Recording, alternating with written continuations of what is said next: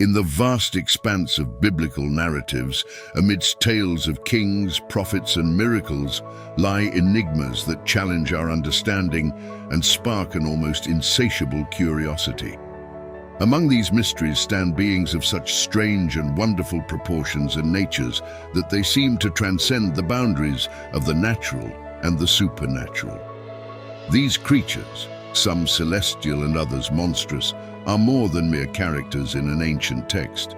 They are symbols laden with meaning, each representing profound aspects of theology, cosmology, and the eternal struggle between good and evil. Imagine beings that defy the laws of physics and biology, such as the seraphim, who with 6 wings cover their face and feet while proclaiming divine holiness, or the cherubim, guardians of the sacred, with their multiple faces of animals and humans, symbolizing God's omniscience and omnipresence. And what of the terrestrial creatures like Leviathan and Behemoth, monsters of unimaginable powers, so grand that only the Creator could contain them? These beings are not merely figures of fantasy.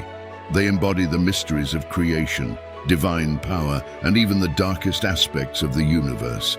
Leviathan, a colossal sea beast, and Behemoth, a creature of indomitable terrestrial strength, are examples of this. Then there are the Nephilim, the giants born from the union of the sons of God and the daughters of men, whose very existence suggests events and interactions between heaven and earth that are almost beyond our capacity to comprehend. Beyond these, the 4 living creatures of the Apocalypse and of Ezekiel, with their all-seeing eyes and forms representing the noblest beings of creation, serve as eternal sentinels of God's throne in a continuous cycle of worship and vigilance. And finally, the dragon, the quintessence of evil, with its multiple heads and the tail that drags the stars in a cosmic struggle against the forces of good. These strange and wonderful beings are more than parts of an ancient religious text. They are windows into the collective soul of humanity, reflections of our deepest fears, our highest aspirations, and our eternal fascination with the unknown. Through them, we are invited to explore the deepest layers of our faith and imagination. Dive into this ancient world, explore these stories, and discover for yourself what they might reveal about the universe, God, and the human being itself. Cherubim are one of the most intriguing and complex categories of angelic beings mentioned in the Bible. They play roles ranging from guardians of the sacred to beings directly involved in the worship and praise of God. Cherubim first appear in Genesis chapter 3 and verse 24, shortly after the expulsion of Adam and Eve from the Garden of Eden. God places cherubim to the east of the garden, along with a flaming sword that turns in all directions to guard the path to the tree of life. This role as a guardian highlights the cherubim's aspect as protectors of the divine and the sacred.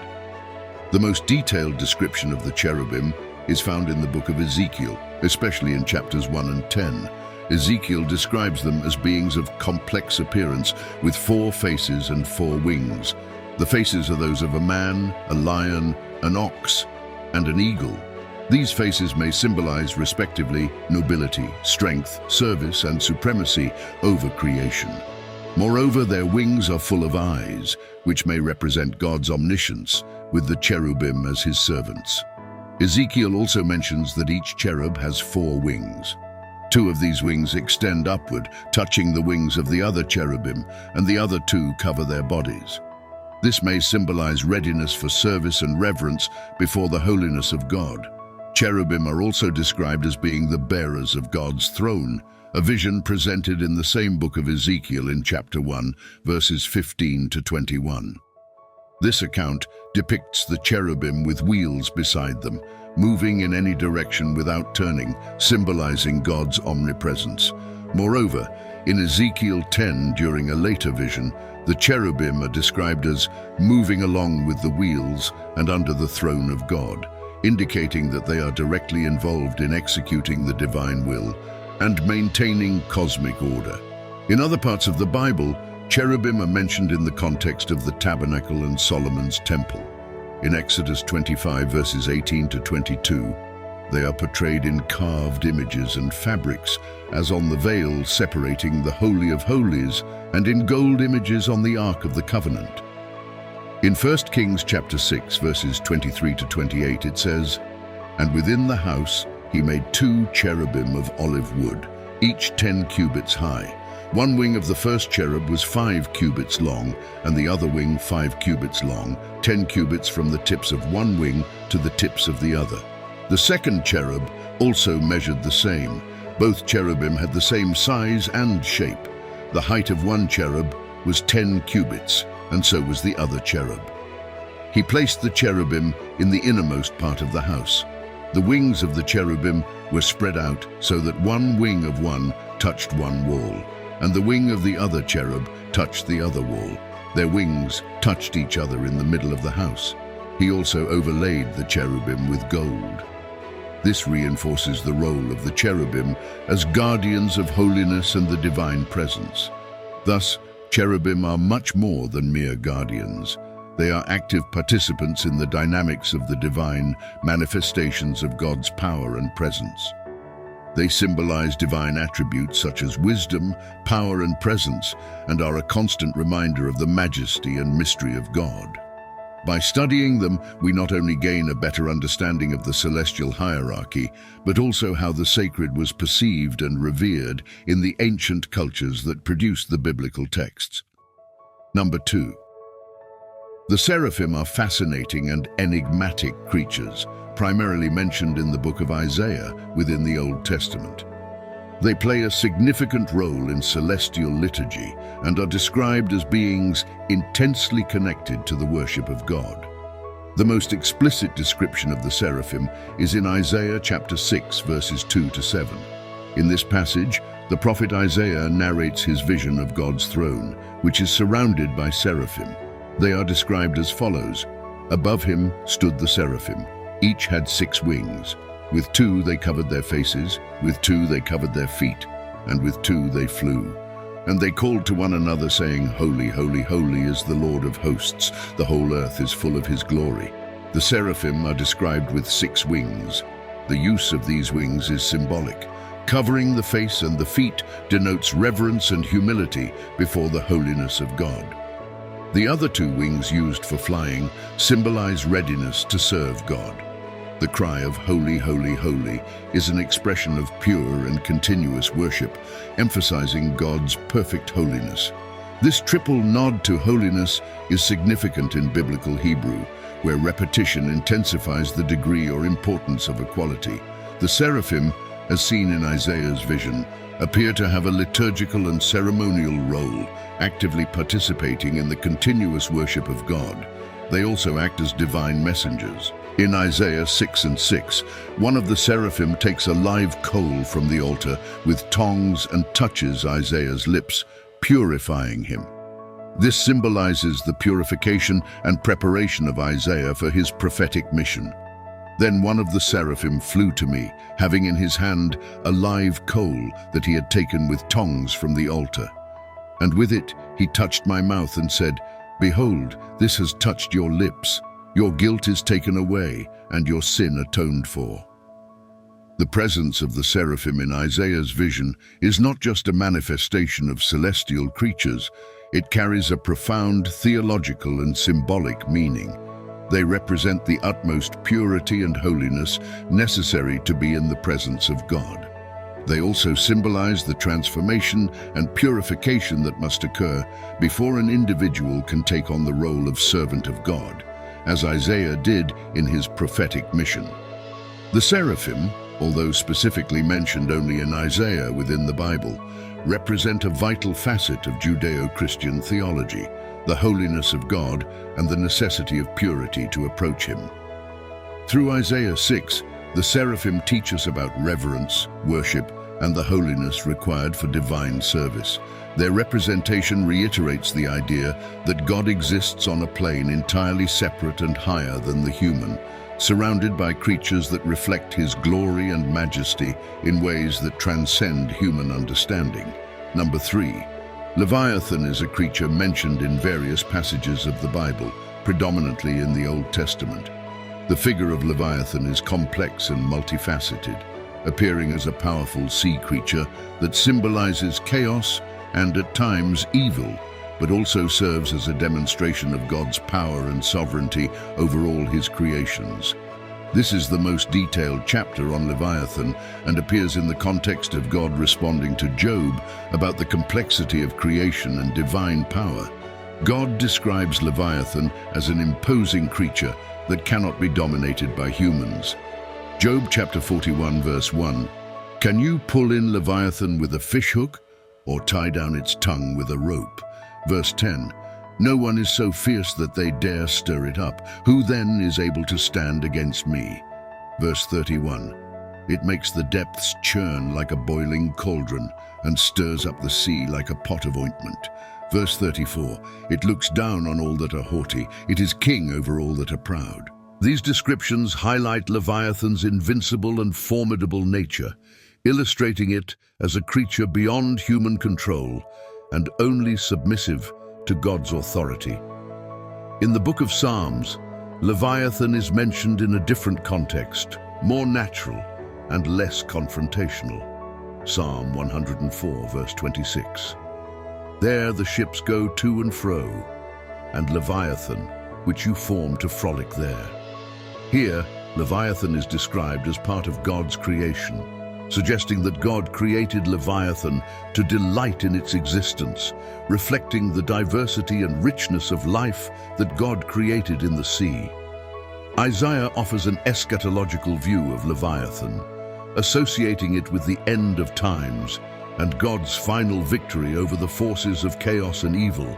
Isaiah 27 verse 1 says, "In that day, the Lord with his severe sword, great and strong, will punish Leviathan the fleeing serpent, Leviathan the twisted serpent, and he will slay the dragon that is in the sea."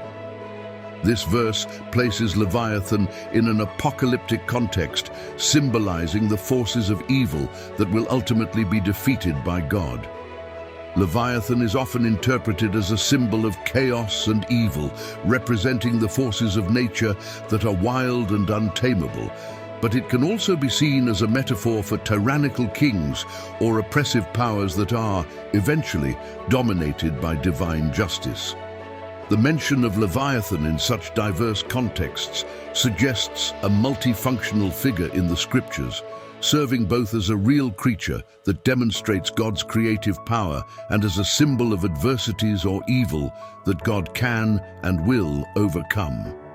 Leviathan, with its impressive descriptions and symbolic significance, serves to reinforce messages about the power of God, divine sovereignty over creation, and the ultimate fate of the forces of chaos and evil in the divine plan.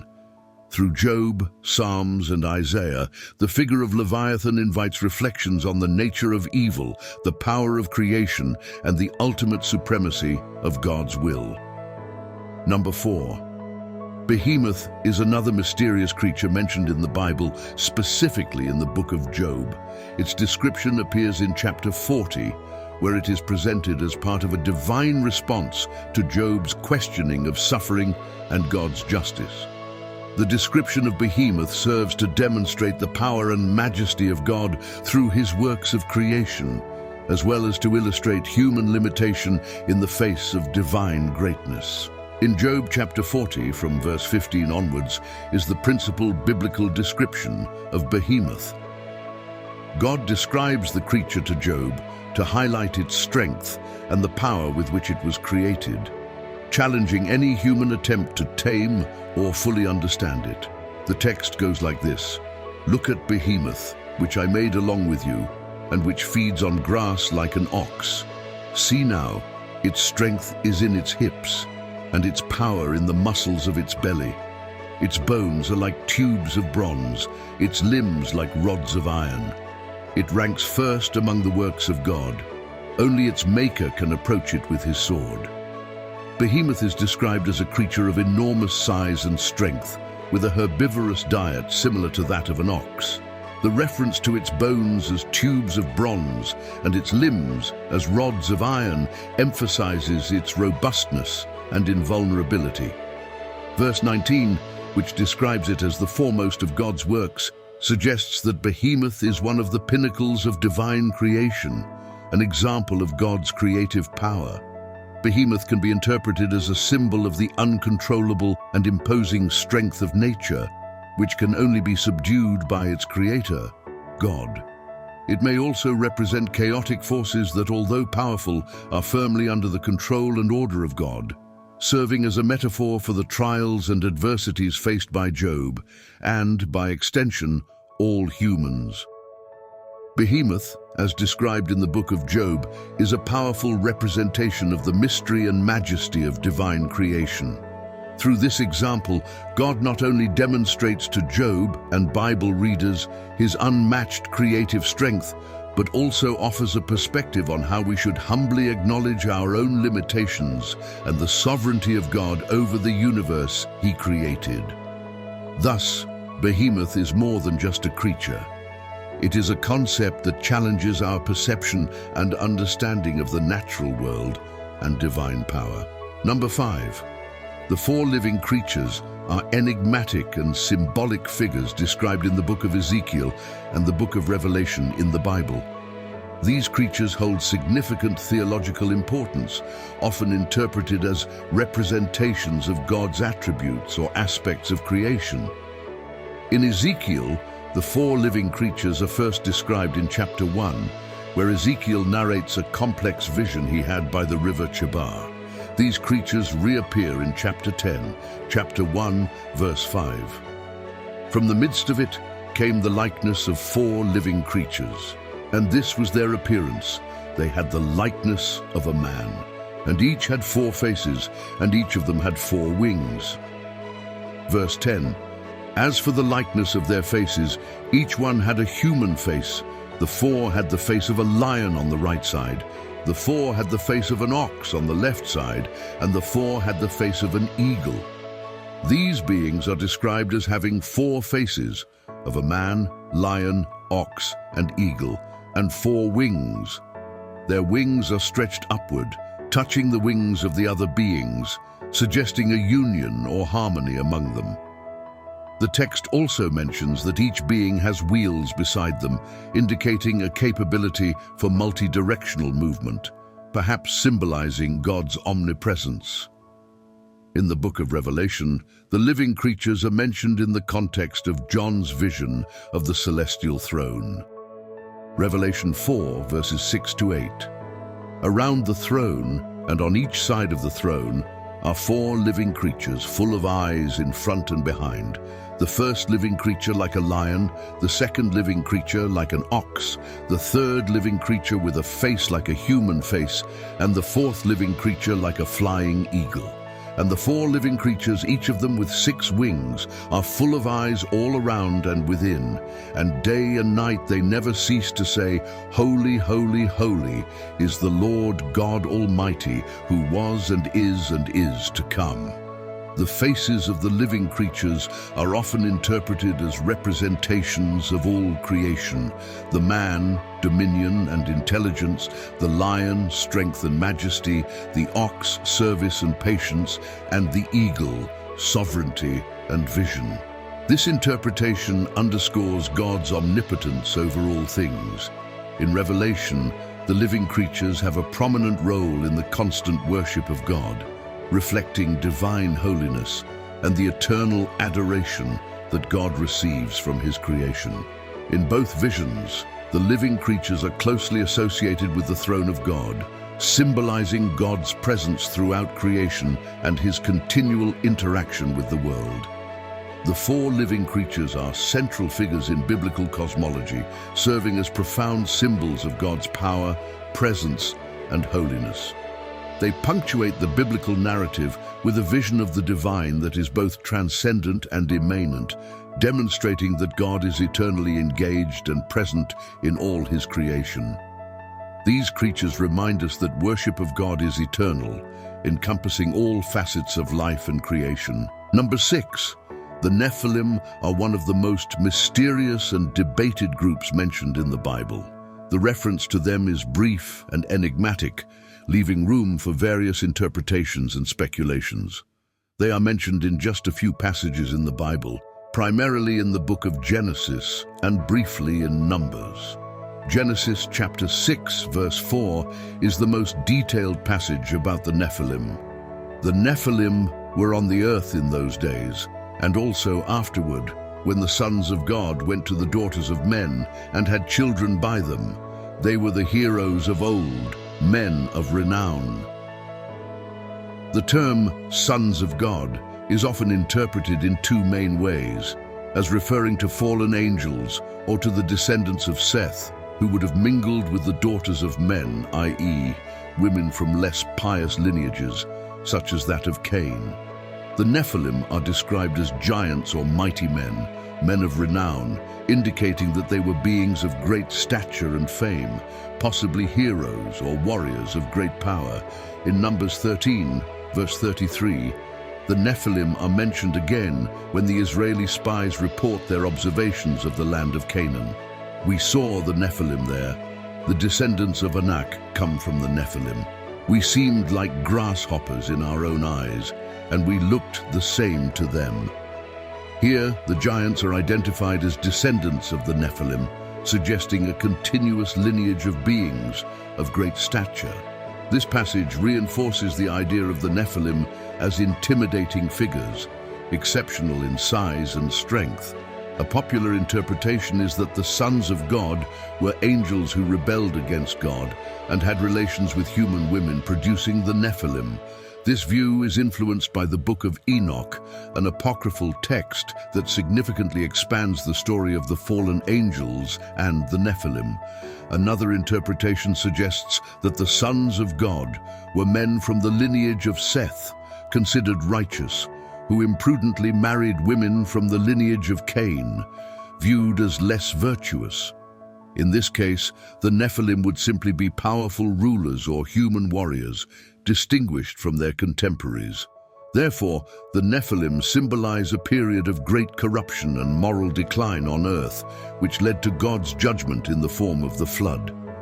They are an integral part of the prelude that explains the severity of human depravity that required a drastic divine intervention. The narrative of the Nephilim highlights the complexity of the interactions between the divine and the human, and serves as a warning about the consequences of sin and disobedience to God. Number 7. The dragon in the Bible is a symbolic figure that predominantly appears in the book of Revelation, but is also referred to in other Old Testament passages. This being is commonly interpreted as a personification of evil, often associated with Satan or the devil, and its description in Revelation is filled with theological symbolism. Revelation provides the most detailed and symbolically charged description of the dragon. It is depicted as a great red figure with 7 heads and 10 horns, and 7 crowns on its heads, symbolizing its power and claims to royalty and divinity. Revelation chapter 12, verses 3 and 4. Then another sign appeared in heaven, an enormous red dragon with 7 heads and 10 horns, and on its heads 7 crowns. Its tail swept 1/3 of the stars out of the sky and flung them to the earth. Verses 7 to 9. And there was war in heaven. Michael and his angels fought against the dragon, and the dragon and his angels fought back. But he was not strong enough, and they lost their place in heaven. The great dragon was hurled down, that ancient serpent called the devil, or Satan, who leads the whole world astray. He was hurled to the earth, and his angels with him. Here, the dragon is explicitly identified as the ancient serpent, a clear reference to Satan, highlighting his role as the principal adversary of God and his people. The term dragon is also used in other parts of the Bible, especially in the Old Testament, in a more generic sense, or as a metaphor for great powers or nations opposing God and his people. For example, in Isaiah and Ezekiel, the term may refer to tyrannical leaders or kingdoms. Isaiah 27, verse 1. In that day, The Lord with his severe and great and strong sword will punish Leviathan the fleeing serpent, Leviathan the twisting serpent. He will slay the monster that is in the sea. Ezekiel 29 verse 3, Speak and say, Thus says the Lord God, Behold, I am against you, Pharaoh king of Egypt, the great dragon that lies in the midst of his rivers, who says, My river is my own, I have made it for myself. The dragon in Revelation is a powerful symbol of absolute evil, opposition to God, and the corruption and destruction that Satan seeks to bring to the world. Number 6. The Nephilim are one of the most mysterious and debated groups mentioned in the Bible. The reference to them is brief and enigmatic, leaving room for various interpretations and speculations. They are mentioned in just a few passages in the Bible, primarily in the book of Genesis and briefly in Numbers. Genesis chapter 6 verse 4 is the most detailed passage about the Nephilim. The Nephilim were on the earth in those days, and also afterward, when the sons of God went to the daughters of men and had children by them. They were the heroes of old, men of renown.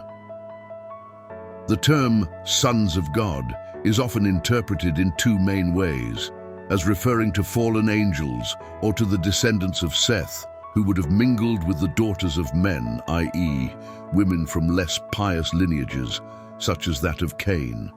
The Nephilim are described as giants or mighty men, men of renown, indicating that they were beings of great stature and fame, possibly heroes or warriors of great power.